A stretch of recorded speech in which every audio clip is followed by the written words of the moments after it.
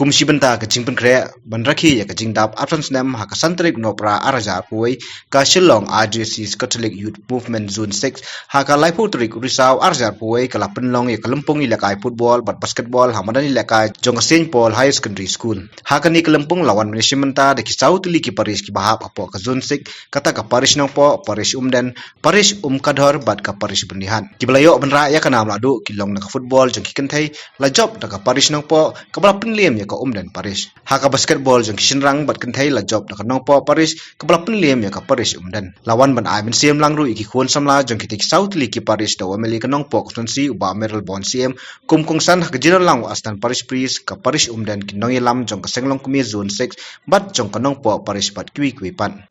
yeli mene ki sab ki thong jong ki players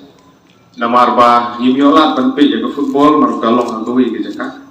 tingyo panpe tay ke basketball kanong ginaw ka jing sokmen bani ya ke jing lanang kiu jong ki samla ke juni hagi babun ki khap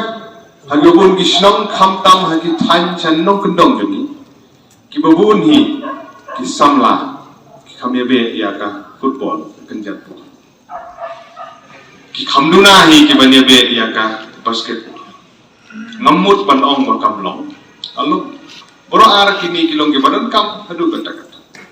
ban ki sautana ban i bagi kon samla kilo sedang ban kiu bagi ai men sim yuki to nang ya safran sekmat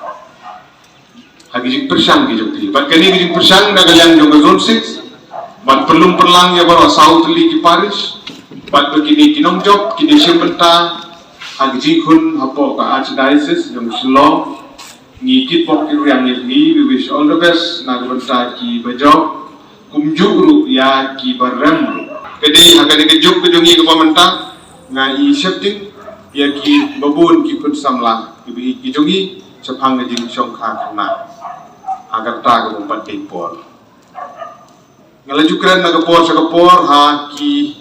school ki prepare ngajui bendu ya ki nokai hagi kelas 8, kelas 9, kelas 10 apa sedang kesnem gidan arpungut abukut kesnem sa country umut si gija ke saumut nala keli babu yang kilai poi kha kelas 8, kelas 9, kelas 10 kata ke di kijisha ka belajar hagi babu di snow hagi babu di school dalam